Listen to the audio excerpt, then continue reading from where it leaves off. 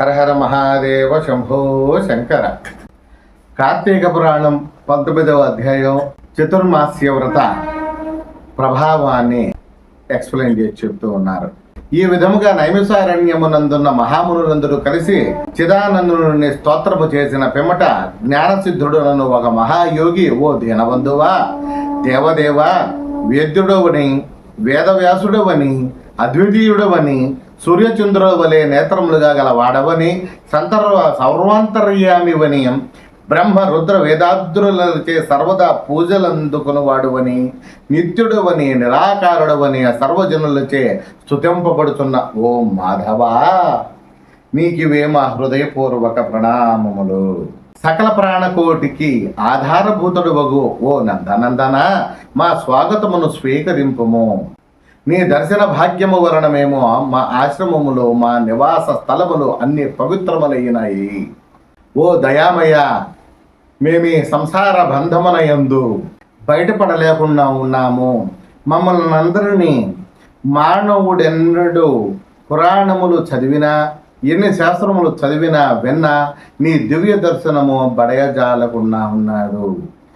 నీ భక్తులు మాత్రమే నిన్ను దృష్టిగోచరమవుతూ ఉన్నావు. ఓ గజేంద్ర రక్షక, ఓ ఉపేంద్ర, ఓ శ్రీధర, ఓ హృషికేశ, నన్ను కాపాడము తండ్రి అని మైమరిచి స్తోత్రము చేయగా ఈ శ్రీహరి చిరునవ్వు నవ్వి, జ్ఞానసిద్ధ, నీ స్తోత్రవచనమునకు నేను ఎంత సంతోషించి తిని నీకిష్టమునర్చిన వరమును కోరుకొనుము, నేను ప్రసాదించదును అని పలికెను. అంతా జ్ఞానసిద్ధుడు ప్రద్యుమ్న, నేను ఈ సంసార సాగరం నుండి విముక్తుడును కాలేక శేషమైన అపంలో పడి ఈగ వలె కొట్టుకొనుచూ ఉన్నాను. కనుక నీ పాద పద్మముల పైన ధ్యానముండునగునట్లు నన్ను అనుగ్రహింపము. మరేది నాకు అక్కరలేదు తండ్రి, నువ్వే అని వేడుకొనుచూ ఉన్నాను.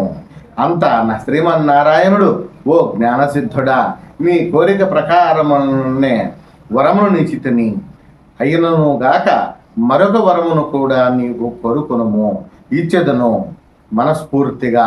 ఈ లోకమందు అనేక మంది దురాచారులై, బుద్ధిహీనులై అనేక పాపకార్యములు చేయుచూ ఉన్నారు.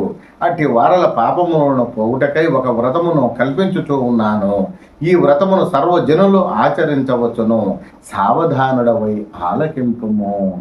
నేను ఆషాఢ శుద్ధ దశమి రోజు లక్ష్మీదేవి సహితముగా పాలసముద్రమున శేషశయ్యపై పవళింతును. తిరిగి కార్తీక మాసము శుద్ధ ద్వాదశి వరకు చతుర్మాస వ్రతమని పేరు ఉన్నది. ఈ కాలములో చేయు వ్రతమును నాకు మిక్కిలి ప్రీతికరమైనటువంటిది. ఈ వ్రతమును చేయు వారలకు సకల పాపములు నశించి నా సాన్నిధికి వత్తురు. ఈ చతుర్మాస వ్రతములందు వ్రతములు చేయని వారు నరక కూపమున పడయుదురు. ఇతరుల చేత కూడా ఆచరింప చెయ్యవలయునని ప్రోత్సహించవలేను. దీని మహత్యమును తెలిసి ఉండియు వ్రతము చెయ్యని వారు బ్రహ్మహత్యాది పాతకములు కలుగునని, వ్రతము చేసిన వారికి జన్మ జర వ్యాధుల వలన కలుగు బాధలు ఉండవు. దీనికి నియమముగా ఆషాఢ శుద్ధ దశమి మొదలు శాకములను శ్రావణ శుద్ధ దశమి వలన మొదలగు పప్పు దినుసులను విసర్జింపవలెను. నా యందు భక్తి భావము గల వారిని పరీక్షించుటకై నేనెట్లు నిద్రావ్యజమున శయనింతును. ఇప్పుడు మీ వసంగిన అటువంటి స్తోత్రమును త్రిసంధ్యలయందు భక్త శ్రద్ధలతో పఠించి వారు నా సన్నిధికి నిశ్చయముగా వత్తురు అని శ్రీమన్నారాయణుడు మునులకు బోధించినటువంటి శ్రీ మహాలక్ష్మితో కూడి పాలసముద్రమునకేగి శేషపాన్పు మీద పవళించెను. వశిష్ఠుడు జనక మహారాజుతో ఇంకను ఇట్లనుచూ ఉన్నాడు. ఓ రాజా, ఈ విధముగా విష్ణుమూర్తి జ్ఞాన సిద్ధి మొదలుగు మనులకు చతుర్మాస వ్రత మహత్యమును ఉపదేశించెను. ఈ వృత్తాంతమును అంగీరసుడు ధనలోపునకు తెలియజేశాను. నేను మీకు వివరించుచూ ఉన్నాను కాన ఈ వ్రతము ఆచరించుటకు స్త్రీలు పురుషులు భేదము లేదు. అన్ని జాతుల వారును చేయవచ్చును.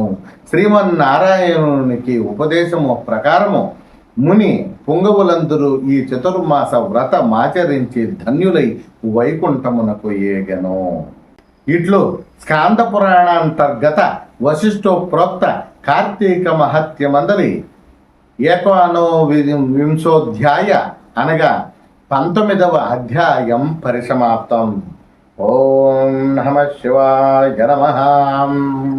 శ్రీ కార్తీక మాసమునందలి కార్తీక పురాణమున 19వ అధ్యాయం పూర్తి చేసుకున్నాం. వేద సతీష్ టాక్స్ యూట్యూబ్ ఛానల్ ద్వారా మీకు సుపరిచితుడిని.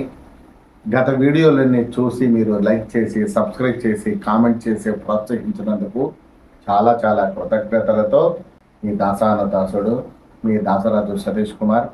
ఓం నమః శివాయ.